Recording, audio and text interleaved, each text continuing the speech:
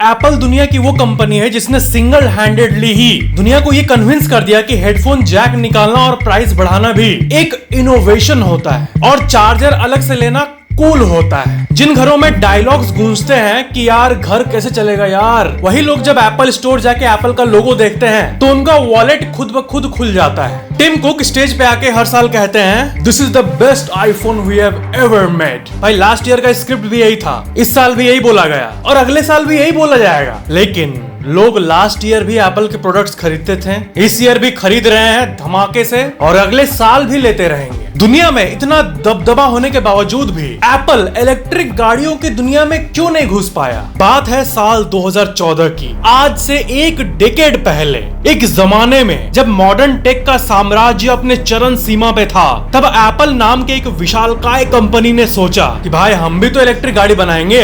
बिजली से चलने वाली जादुई गाड़ियों के किस्से सुन के, ऐसी गाड़ियां जो बिना पेट्रोल के बूंद के ही जूम कर लेती है, उन्होंने सोचा इलेक्ट्रिक गाड़ियों की दुनिया में हमारा भी तो कंट्रीब्यूशन होना चाहिए। एप्पल कंपनी के हेडक्वार्टर्स में डिजाइन को लेके मीटिंग बैठाई गई। यार कार को राउंड बनाना है लाइक आवर होम पॉड्स, या फिर ट्रांसपेरेंट बनाना है बिल्कुल हमारे स्टोर्स की तरह। एप्पल के एम्प्लॉइज कार वाले आइडिया को लेके बहुत ऑप्टिमिस्टिक हो गए थे, बिल्कुल एप्पल प्रोडक्ट्स के हाई प्राइसेस की तरह। सीरी को head AI of the car चुना गया, जो कि ये प्रॉमिस करेगा कि सिंगल लॉन्डे खुशी खुशी फीमेल असिस्टेंट से बात कर पाएंगे और ड्राइव कर पाएंगे। सीरी घर ले चलो और आप घर में, बिल्कुल टेस्ला की तरह बैठो चिल करो और गाड़ी अपने आप चलेगी। शुरुआत का जोश तो ऐसा था कि एक वक्त एप्पल ने सोचा कि चलो टेस्ला को टक्कर देते हैं, लेकिन एज दे प्रोग्रेस्ड उनको रियलाइज हुआ कि car making is no joke. हम कार बनाएंगे तो बैटरी तो एप्पल के फोन से ज्यादा देर तक चलना होगा, है ना?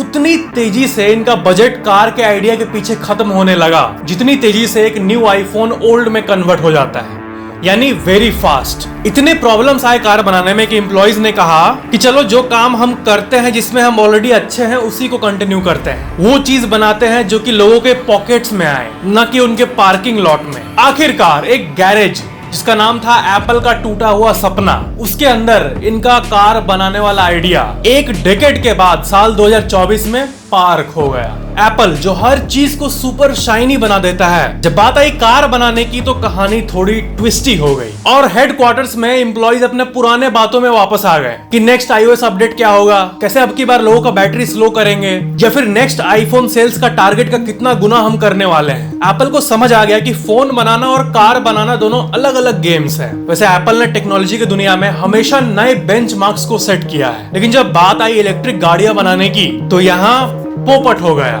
प्रोजेक्ट टाइटन, एप्पल का धमाकेदार प्लान। प्रोजेक्ट टाइटन नाम था एप्पल के उस सीक्रेट मिशन का, लेकिन एप्पल जब कुछ करता है तो वो आम बात तो होती नहीं है। एप्पल का ये एम था कि उनके ब्रांड की गाड़ी उन्हीं के हाई स्टैंडर्ड्स को रिफ्लेक्ट करे। एप्पल के कार का मेन एम था मार्केट में तूफान लाना, वैसे ही तूफान जैसे एप्पल ने इलेक्ट्रॉनिक प्रोडक्ट्स में लाया था। तो एप्पल ने दुनिया भर के टॉप इंजीनियर महारथियों को बुलाया एप्पल के कार प्रोजेक्ट में हिस्सा लेने के लिए। अब एप्पल बुलाएगा तो कौन नहीं जाएगा? Entire world was excited, expectations sky high. कुछ मार्केट एक्सपर्ट्स एप्पल के कार को टेस्ला का अपकमिंग कॉम्पिटिटर बता रहे थे। सबको लगा कि एप्पल कुछ बनाएगा तो जरूर खतरनाक कुछ लाएगा। एप्पल का मानना था कि उनका फोकस ऑन डिजाइन और टेक्नोलॉजी की दुनिया में बड़ा नाम उनको इस नए सेक्टर में एक एज दे देगा, एक बेनिफिट दे देगा। लेकिन उनको रियलाइज हुआ कि ऑटोमोबाइल सेक्टर सिर्फ टेक्नोलॉजी का खेल नहीं है, बल्कि इनफाइनाइट अदर चीजों का मिश्रण है। और बस एप्पल को थोड़ा रियलिटी चेक वाला एक्सपीरियंस हो गया। Challenges faced by Apple. Electric vehicle में एप्पल का कोई सिग्निफिकेंट एक्सपीरियंस नहीं था एंड चैलेंजेस ये आए। Battery technology problem. Electric vehicle के कोर कंपोनेंट्स में से एक है बैटरी। एप्पल को एक ऐसी बैटरी की जरूरत थी जो सुपर लॉन्ग रेंज प्रोवाइड कर सके। एक चार्ज में 600 किलोमीटर 700 किलोमीटर ऐसा नहीं चाहिए था एप्पल को, और उन्हें ऐसा भी बैटरी चाहिए था जो सुपर फास्ट तरीके से चार्ज हो पाए। ऐसा नहीं हुआ तो कहेगा एप्पल। मार्केट में मौजूद सॉल्यूशंस जैसे लिथियम आयन बैटरीज के अपने लिमिटेशंस थे और एप्पल चाह रहा था कि वो कुछ नया इनोवेट करे, मगर बैटरी के क्षेत्र में ब्रेक थ्रू पाना उतना आसान नहीं है। बैटरी की दुनिया बहुत ही ढीठ है। Autonomous driving system problems. Apple का बड़ा फोकस ऑटोनोमस ड्राइविंग सिस्टम पे भी था, यानी खुद से चलने वाली गाड़ी। ओवरऑल मार्केट में खुद से चलने वाली गाड़ी, ये ऑटोनोमस ड्राइविंग की टेक्नोलॉजी खुद अपने नेसेंट स्टेजेस में है, शुरुआती स्टेजेस में है और इसमें अभी भी काफी रिसर्च और डेवलपमेंट्स की जरूरत है। ऑटोनोमस व्हीकल्स बनाने के लिए ना सिर्फ हाई लेवल एआई एल्गोरिदम्स की जरूरत होती है,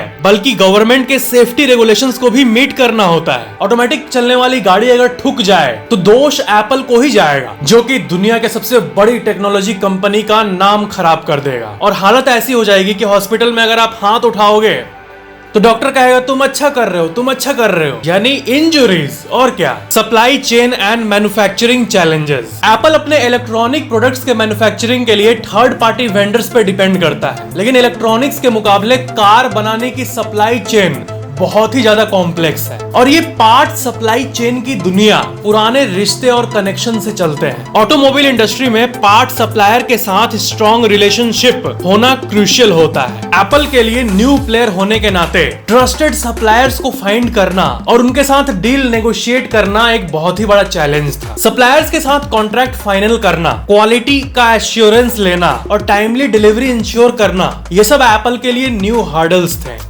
कंपटीशन, जब एप्पल ने प्रोजेक्ट टाइटन शुरू किया था तब मार्केट में ऑलरेडी दादाजी लोग बैठे हुए थे, जैसे टेस्ला, निसान और BMW जैसे एस्टैब्लिश्ड ब्रांड्स, जो कि वेस्टर्न दुनिया में इलेक्ट्रिक व्हीकल के वर्ल्ड में सुपर हीरोज थे। इनमें से कुछ कंपनीज के पास डेकेड्स ऑफ एक्सपीरियंस था और कुछ के पास तो सेंचुरीज ऑफ एक्सपीरियंस था। BMW, टेस्ला, मर्सिडीज जैसे पुराने दुकानदारों ने अपने प्रोडक्ट्स और सर्विसेज से इतनी लॉयल्टी और ट्रस्ट बिल्ड कर ली थी कि दुनिया की सबसे बड़ी टेक्नोलॉजी कंपनी भी सोच में पड़ गई। रेगुलेटरी अप्रूवल्स, कार बनाने और बेचने के लिए कंपनीज को कई रेगुलेटरी अप्रूवल्स लेने पड़ते हैं गवर्नमेंट द्वारा, जो कि अलग अलग कंट्रीज में अलग अलग होती है। एप्पल के लिए इन रेगुलेटरी चैलेंजेस को नेविगेट करना, स्पेशली जब वो इंडस्ट्री में नया प्लेयर हो, एक बहुत बड़ी बैरियर थी। फाइनल यू टर्न, इन चैलेंजेस को देखते हुए एप्पल को लगा कि शायद हमें अपने कोर सर्विसेज और प्रोडक्ट्स पे ही फोकस करना चाहिए और इसी रियलाइजेशन के साथ उन्होंने यू टर्न ले लिया। एप्पल ने देखा कि उनका मेजर रेवेन्यू आईफोन, आईपैड्स और सर्विसेज जैसे कि एप्पल म्यूजिक और आई क्लाउड से आता है, इसलिए उन्होंने सोचा कि अपना पैसा और रिसोर्सेस इन्हीं पे फोकस करते हैं। बट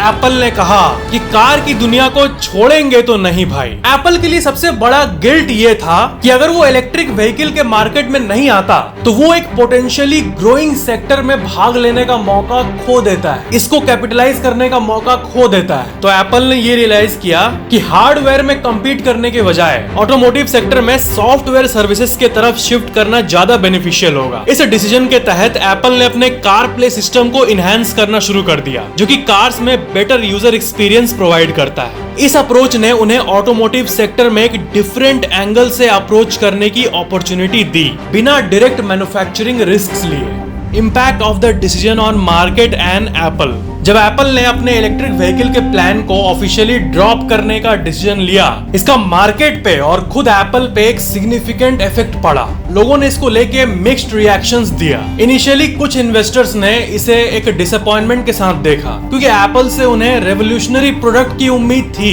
पर जैसे जैसे लोगों ने एप्पल के लॉजिक को समझा, उन्होंने इस डिसीजन को एक प्रूडेंट मूव की तरह देखा। एप्पल के शेयर्स पे भी इस डिसीजन का शॉर्ट टर्म इम्पैक्ट पड़ा, लेकिन लॉन्ग टर्म में कंपनी का कोर बिजनेस पे फोकस करने की स्ट्रेटजी ने इन्वेस्टर्स के कॉन्फिडेंस को रिस्टोर किया। कंक्लूजन, हम ये कह सकते हैं कि एप्पल का इलेक्ट्रिक व्हीकल के सेक्टर से हटना एक कैलकुलेटेड बिजनेस मूव था और पूरी दुनिया उनके इस डिसीजन को वाइज मूव मानती है।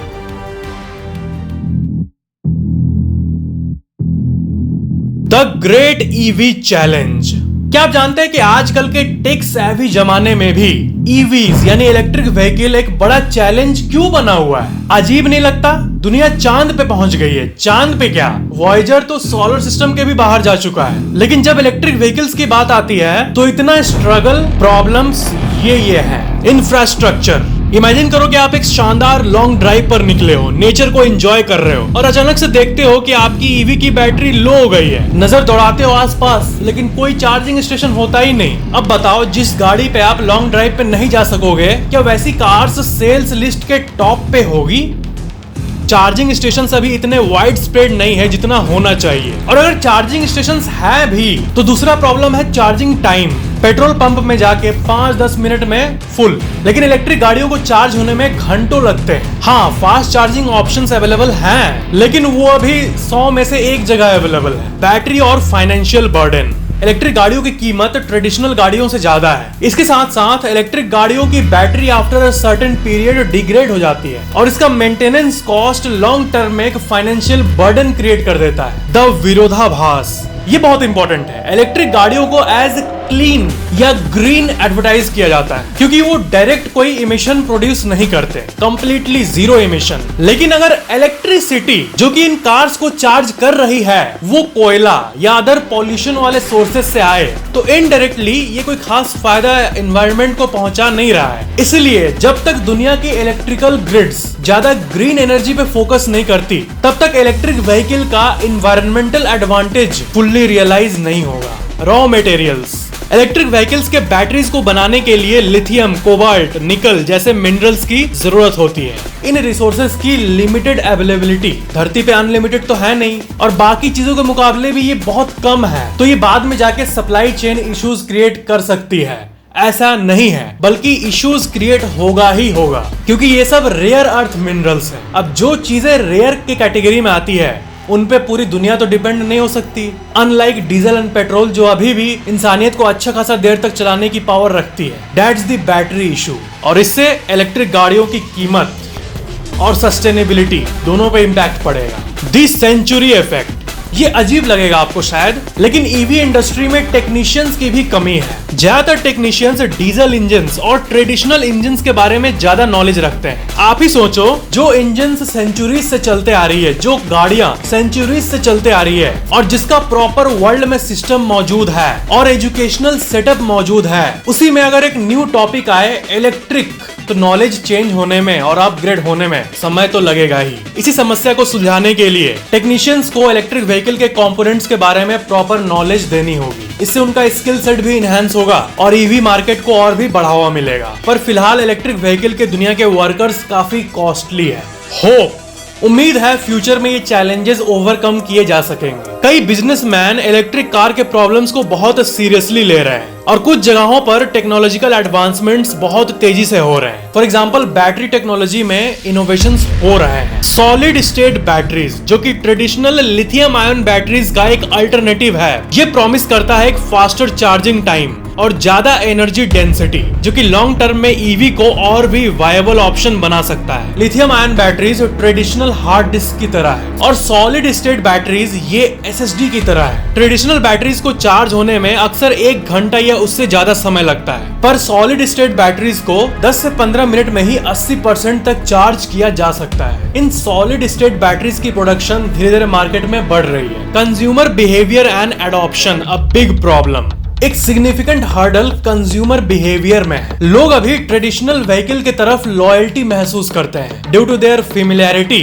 और immediate availability of fuel stations her 5 minute में। इस परसेप्शन को चेंज करने के लिए ईवी को ना जस्ट एक ऑल्टरनेटिव के तौर पे बल्कि एक प्रेफरेबल चॉइस के तौर पर प्रेजेंट करना होगा। एजुकेशनल वर्कशॉप्स, टेस्ट ड्राइव्स और सक्सेसफुल केस स्टडीज लोगों का परसेप्शन बदलने में हेल्प करते हैं। Global collaboration a must needed step, अलग अलग देशों और अलग अलग इंडस्ट्रीज के कोलैबोरेशन के जरिए ही ईवी रेवोल्यूशन को गति दी जा सकती है। चार्जिंग के लिए एक इंटरनेशनल स्टैंडर्ड बनाना होगा, बैटरी एक्सचेंज प्रोटोकॉल्स बनाने होंगे, sustainable battery production and recycling. दुनिया में पॉल्यूशन बढ़ रही है, इसको लेकर लोग चिंतित हैं और इलेक्ट्रिक गाड़ियों में दबा के करोड़ों बैटरीज डिस्पोज होंगी। तो इसलिए बैटरी के दुनिया में इनोवेशन लाना ये सबसे इंपॉर्टेंट नीड है इस कहानी की। ऐसे अल्टरनेटिव मटेरियल्स को खोजना होगा जो कि ज्यादा मात्रा में धरती में हो, जिससे बैटरीज बनाई जा सके। सॉलिड स्टेट बैटरीज के ऊपर भी उठना होगा हमें। फाइनल कंक्लूजन,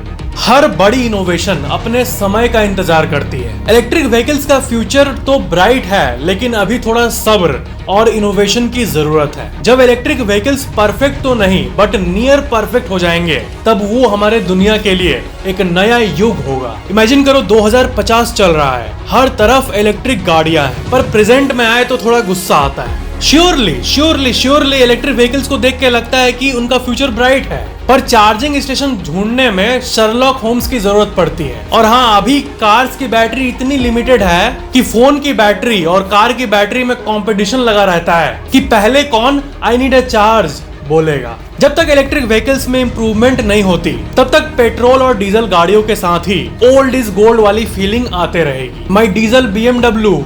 वीडियो पसंद आया तो लाइक जरूर करना और नीचे कमेंट करना कि वीडियो कैसा लगा, और ऐसी और वीडियोस के लिए चैनल को सब्सक्राइब करके बेल आइकन जरूर ऑन कर लेना। Thank you so much for watching this video.